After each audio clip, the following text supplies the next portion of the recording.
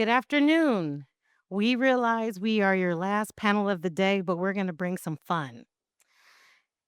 This afternoon, we are leaning into the people side of recovery, the friendships, the trust, and humor that sustain us long after the headlines fade. The slides that there's a purpose to you seeing the pictures. Behind every photo is a story of connection, which is really great to have this panel after Renee and talking about relationships and social capital. And today you're going to hear how these two leaders have shared tragedy into a lasting partnership. And before I introduce the panelists, I want to share a bit of my own connection to this work. This is my fourth time moderating an After the Fire panel. I'm really glad to be here. And I've also been part of the Los Angeles delegation and that focused on recovery. And like many of you, my story is deeply tied to the wildfire. I lived in Sonoma County through our major fires. And at that time, I created a coalition of youth serving organizations and schools and community groups, space groups. And together, what I said, we were the youth first responders. We mobilized to support the kids, the families, and the schools in the immediate aftermath. And that experience shaped how I think about resilience, recovery, and the power of community. So for me, this conversation is just not a professional conversation, it's also very personal.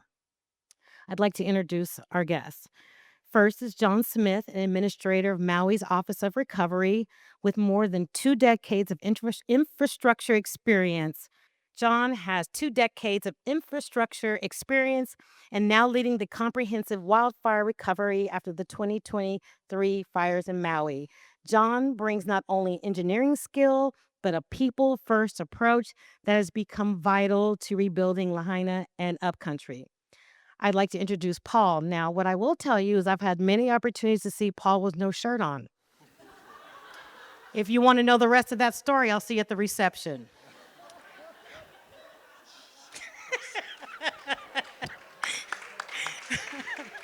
Paul, now let's give him his respect. He's the Division Chief Fire Marshal, City of Santa Rosa, with 26 years of fire service.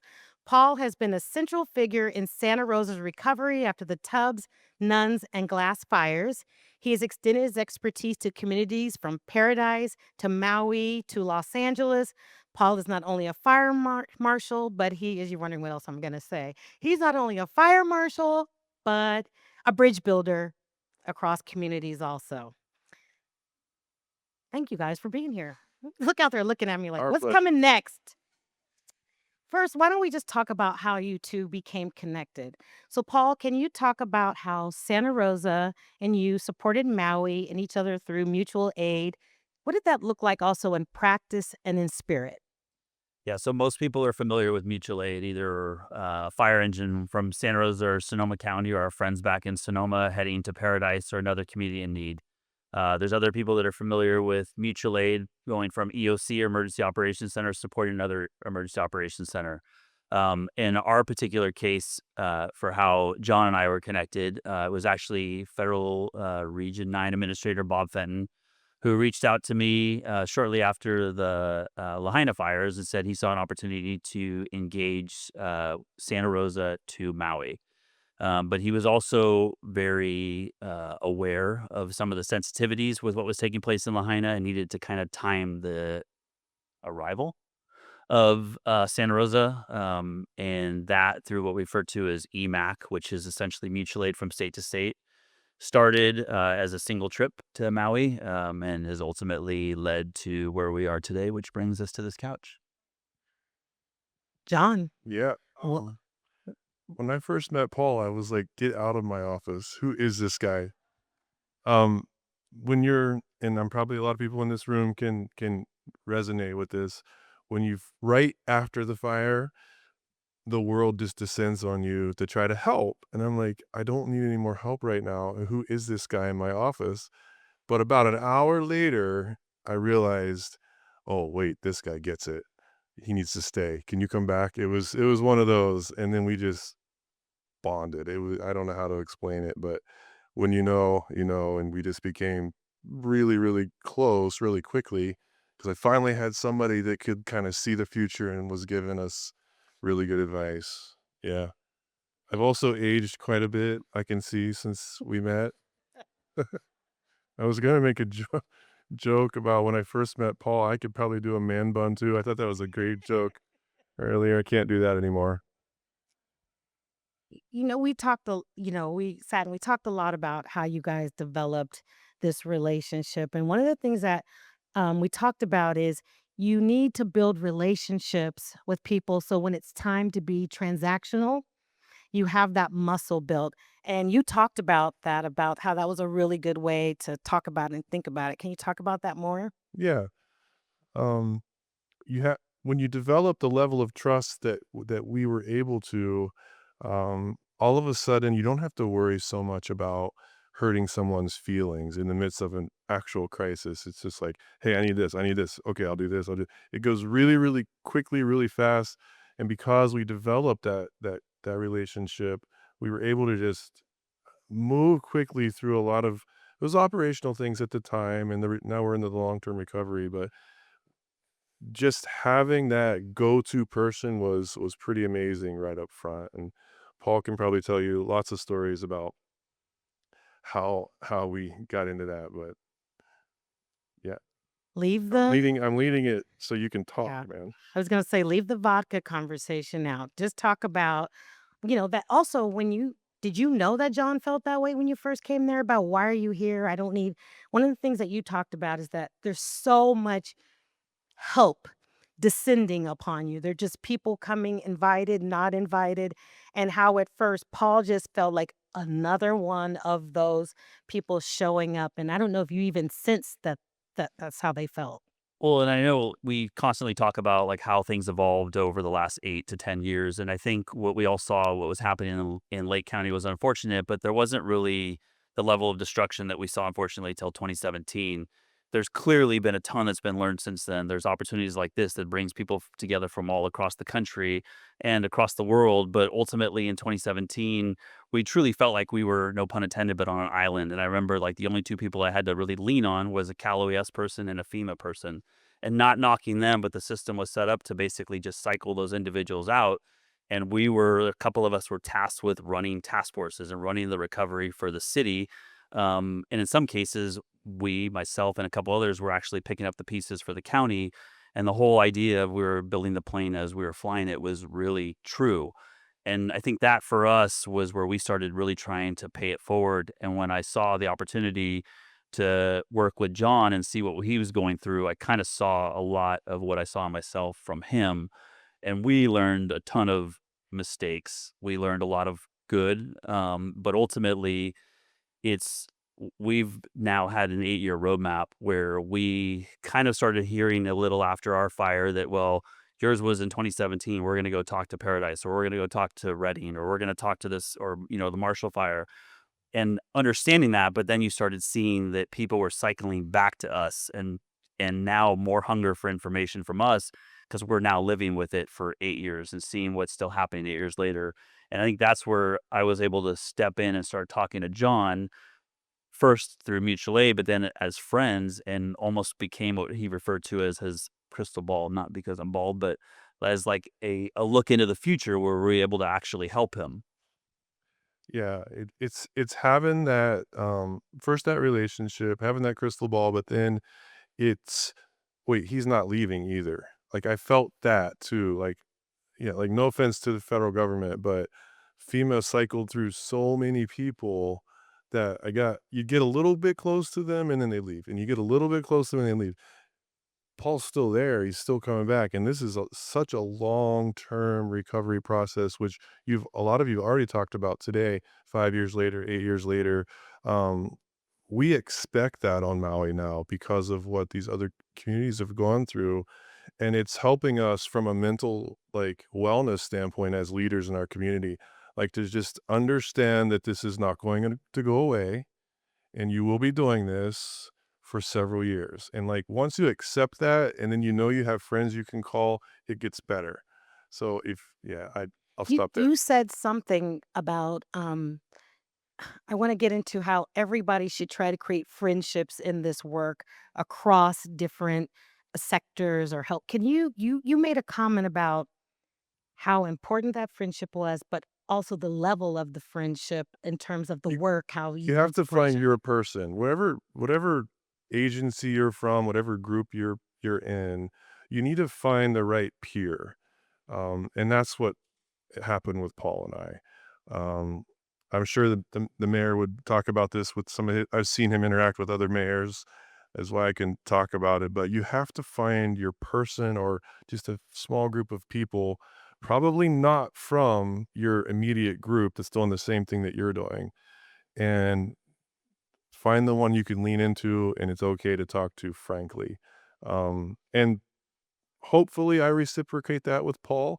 Um, he can But let's the talk judge it. about that. Yeah. That's one of the things we talked about, right? Paul comes with all this information and knowledge and comes to you and he's giving and giving. And I know at some point you want to feel like you can reciprocate. Like, what can I give back? Can you talk a little bit about how we jokingly I'm gonna call Paul out? We jokingly say Paul was soul light. His soul was a little bit um we won't call him soulless, but we will say that we talked about how We going to Maui has we've seen a change. I'm gonna need my own mutual aid up here pretty as soon. so it's I don't know, those of you that have been to Maui, I know it's happened with Jennifer and others, like, you feel the aloha, and, I mean, it's real, and I know Paul's felt it, and I know he's gaining from that, however I don't know how to explain it either. He's not soulless. I know I know Yeah, that's Yeah. why I was like, uh, that was our joke in the yeah, back. He's but really not I'm soulless. joking He's too. a nice human. But it's definitely added to the human side of recovery and response Yeah. that you really you can feel it, and that the previous presentation was awesome too in terms of starting to understand this and just how important it really is in the recovery process. Yeah, and I would hope that relationships through opportunities like this develop, and so that if somebody does go through somebody, they have that person to lean on, and I think that's where, um, oh, we've I've personally helped communities across the country, whether it's Texas, Florida, Oregon, Washington, LA, Paradise, but this one felt different and it did become personal for me, and it went from just assisting another community for whether it's a couple hours or a couple days or a couple weeks to an ongoing effort. I mean, I was fortunate to be able to go through after the fire. We're going again in 2 weeks. That will be my ninth trip to Maui, both either through mutual aid, personal trips where I'll actually plan vacations around opportunities to meet up with John and to help him with something or give something back to contribute to his recovery process. But then it's just been ongoing where even though I've only been on the island now 8 times, there's constant conversations. There's things that we will work on together or bounce ideas off of each other just to keep that not only friendship going, but he has that sounding board. So we know recovery is long. So what sustains this bromance? No, but what sustains you personally and keeps you showing up for the community? I mean, it's your work that you Yeah. do, but Yeah. what keeps you invested in that way and what, you know, Well, I was talking to my wife about this this weekend actually, e- and I'm sure all of you in the room will probably say something similar. It's really where can you do the most good? Where can you help the most people? For me personally, I had a different job at the county, and when this opportunity came up, I'm like, it almost wasn't a choice. It was like, this is what I'm supposed to do, and I'm sure a lot of you in the room feel the same way. You know when you know it's the right thing to do, but for me, it's about this. The long term sustainability part of it is have good friends, have good colleagues, be able to have this, but knowing that you're doing the most good for the most people that you can. It just that's what makes me tick. what about you? This is hard work, Paul. I mean, we're joking, but this is has an emotional taxing to it. It's mentally draining. It's physically draining as you're traveling and do all this. How do you sustain it? But in particular, supporting Maui. What makes you continue to do it and sustain yourself through the work? It's so growing up in the fire service, my job was always very structured. It was very job oriented, goal oriented, mission oriented for the fire service as a whole.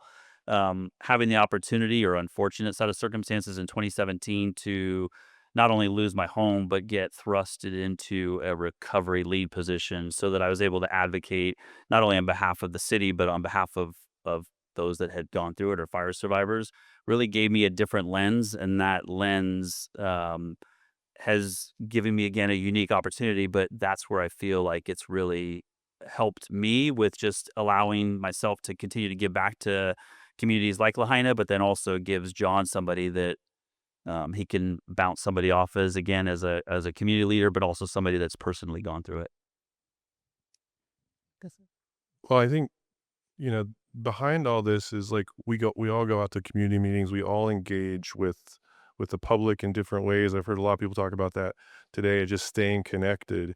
But if you can't like take care of yourself, it's everybody knows it. Like everybody can see it.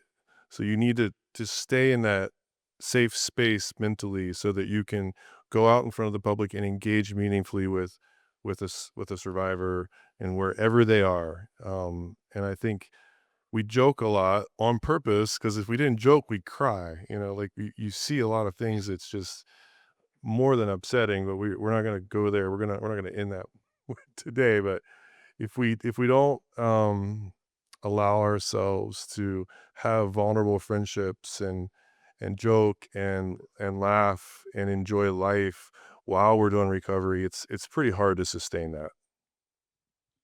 You know, one of the things that I think Jennifer said earlier is that when fires happen, communities are different. No fire is the same who's impacted. It's just different. And one of the things I talk to you all about is like, what is that coming into other areas of culture, but particularly Maui, where it has a different culture, a way of thinking about the land, how people honor one another. That's a very individual thing to that Hawaiian community. So, Paul, can you talk a little bit about that, like how that impacted you, but also different around the work? Because you talked about all these different places, but since we're specifically talking about Maui and the power of Ohana, can you talk about what that experience is about, just also culturally going to another place? And when I say culture, I mean that overall Ohana, aloha culture. Yeah, so similar to what John was talking about earlier, it was interesting going into that environment. Again, the timing of us initially going over to Maui was somewhat uncomfortable, and primarily, and I got to be careful how I say it, but there was another state agency that was also on the island and in some of the same buildings as we were. And the intention was good, but there was some problems from what we understood with how they were integrating, and that happened to be at the same time we were coming over. We as a group on our flight, like and pre-flight, had a lot of conversations and did some kind of understanding of what the expectations were of us going over there, and really went in with a mindset of just being respectful and making sure that we weren't just again throwing ourselves into Maui's lap and saying use us. It was making sure that they knew we were there and why we were there and what the support was that we were trying to offer them as another agency that had been through something, that truly wanted to help and just be a resource for them. And I think it seemed to just be how we approached it and kind of the open, honest conversations that we had with John and Jordan and some of the other Maui County staff, that helped just lay the foundation and ultimately fostered the relationship. But understanding that just because we did something or just because we learned something from what Paradise did or what Washington did or something that we've adjusted to, we realized right away that we just have to accept and understand how things move or don't move very slowly and be okay with that and still be there for Maui regardless of how quick or how slow they want to work on something or don't want to use something that we have. It's just uh, short of just being understanding and open and just getting it. There's if you don't if you're not doing that over there, it's you're gonna get Yeah, kicked off yeah, the island. yeah, yeah. And we saw that happen with a few people, but not Paul. Paul's always welcome back. Um, we, yeah, it's just being on Maui anyway. It's just really respecting how we do things, and it kind of breaks a lot of people's brains when they first show up and they're like, "Wait, it's different," and that's okay. And I think that approach in all the different communities is probably a wise way to look at it if you're going to go help another community. Of course, we would do that if we came to Santa Rosa. If he ever asked me to come help him, I'll do that with him too, and not tell him how to do his job. But You know what I'm taking away from this just from the first time is about your ego, right? Like savior complex. I'm coming in to save the day. That ego, and then the ego of I got this. You're coming into my space. Can we talk a little bit about ego and it with goes, that how that plays into it, this? yeah, I think that's a great thing to talk about. It goes both ways, and everybody coming in, everybody there, everybody's got an ego. And the best leaders, and I love talking about the mayor when I see this. You guys probably don't know he was formerly a judge, like a chief judge on Maui, so he kind of brings that, but he never brings the ego to the room. And we love that in leaders, and we like to teach that in our leaders too. It's like, yeah, just because you know doesn't mean you know. It's just Just because you know doesn't mean you know. yeah. Yeah, especially if you're coming to Maui. That's a whole thing that you learn. But Paul and the Santa Rosa team and Jennifer and After the Fire and everybody else that has showed up where it works, they may know a lot of things, but they always are happy to adapt to the way we're doing things. And oftentimes what I found on the back end, it's like, oh, maybe that was a little bit better. So we've learned from each other in all kinds of ways. So yeah, ego plays a huge role in this. Oh, you don't want to touch that one? No, I mean, John is my experiences with Maui have truly shown me how to slow down, shown me how to appreciate more things. And again, it's just it's been a pretty incredible opportunity. So what's a piece of advice that you would give to leaders preparing for the next disaster or those who are in it, right? Whether it's fire, flood, or anything else. What is some advice you would give to all of us? Because I think more and more, I think we're going to be, well, I hope we're moving to being more proactive communities versus reactive. I hope that I shouldn't say I hope that the more that it happens, because that sounds crazy. But what I'm hoping is that more and more we're thinking about how to be before these things happen versus reactive. So, what kind of advice would you give to people who may not have even experienced these things yet? The biggest piece of advice I've given most of the people that I've interacted with, and John as well, was setting up a structure for the long haul. That was the one thing that I did not have any idea what I was getting myself into. I still have the email that my city manager sent me shortly after our fires, our 2017 fires, that basically said that you are the lead for this task force under the recovery structure, and was basically told now you need to build out your task force and go forth and do good things. The problem was is that I didn't have anybody explain to me what that truly meant and how long I was going to be engaged in that process. And we were initially meeting twice a day, 7 days a week for probably about 2 months, and then finally started to back off to once a day, 7 days a week. But that structure that we put in place may have hurt some of us personally and mentally, but on the flip side, I feel good about what we did because it truly set Santa Rosa up for success. We still have people that come and try and wrap their minds around how Coffee Park got rebuilt to, 96% in 8 years and was at 70% at 3 or 4 years. It was because the systems that we put in place, what we were prepared to do, despite our own personal well beings, to do what was best for our communities. Um, I remember having that conversation and explaining to John that I used to have hair, and then came our responsibilities.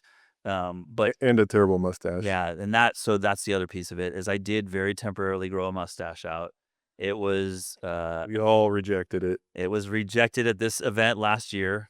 Um, that's why there's a band-aid over the mustache in one of the pictures. But making sure that John knew that and he heard that from me and set a system up, and I watched the evolution of John's org charts. That was a whole other world. But making sure that they were setting themselves up for success, but at the same time taking care of themselves. Well, that was what I was gonna say, but no, once you've got the big picture figured out, I would say 2 things. One, don't be afraid to ask yourself, like, the really hard questions. Like, whatever it is that you're afraid to ask yourself, ask that question and ask it with someone you trust. I can't answer what that is for you, but, and one more. It was really good too. It comes to mind. When it comes to mine. I want to talk about, we've heard the word trust a lot. We heard it in Renee's presentation. You guys were talking about it.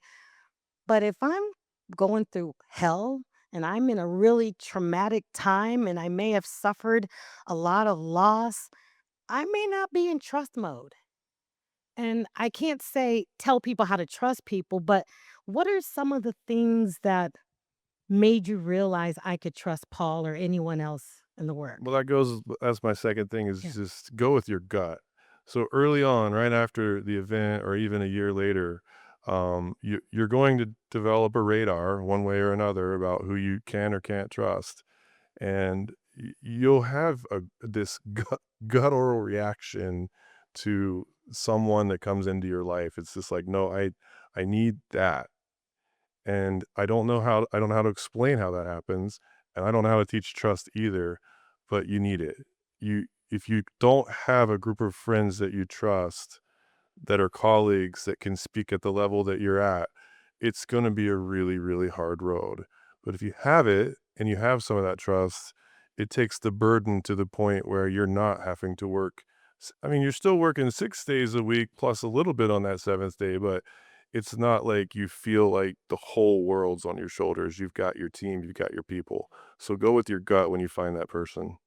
And how do you show as you're traveling and you're going all these places, how do you show yourself to be trustworthy? Yes, you have this information and that you can share, but it's kind of like I could have a syllabus, right? You can have a syllabus of a class, but how I teach it might be different than how you teach it. So, how do you what spirit did you go in that builds trust and that people can even receive what you're bringing?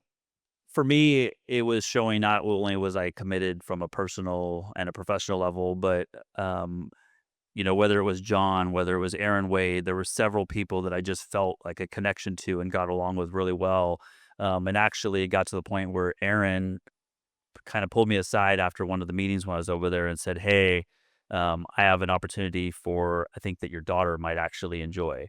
And it was when they were first starting to roll out an art project for kids in Lahaina. And so on one of my trips over, it was originally supposed to be through mutual aid. I actually backed out of it and instead decided to just pay my own way to go over to Maui, brought my daughter, pulled her out of school, and then put her in the Lahaina Community Center working with kids as their parents were filling out right of entry forms or whatever, and she just sat there and drew and did artwork with them, and it showed. And to me, it just felt like a natural thing. I know it made an impact on Aaron, it made an impact on John and a number of other people, but it showed that I'm in this like personally, professionally.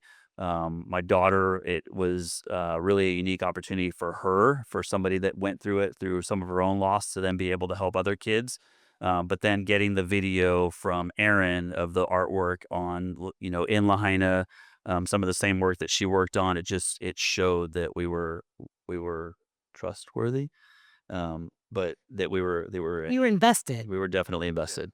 Yeah, Paul was vested and it showed, and that trip was one of the ones where it's like, "Oh, wait, this guy he's the real deal." I don't know what else to say. Should we should don't cry, Paul. I'm not gonna cry. No crying. I want to thank Paul and John and the audience for being part of this conversation. And if today showed us anything, that fire may test communities, but friendship, trust, I'm going to add Renee's social capital. Thank you. Can we give them a warm round of applause, please? And if I could just do a special while I have a microphone, do a special thank you to Jennifer, Reva, Natalie for putting this together. It's very impressive and it's big legacy work, and I'm all about legacy. So thank you.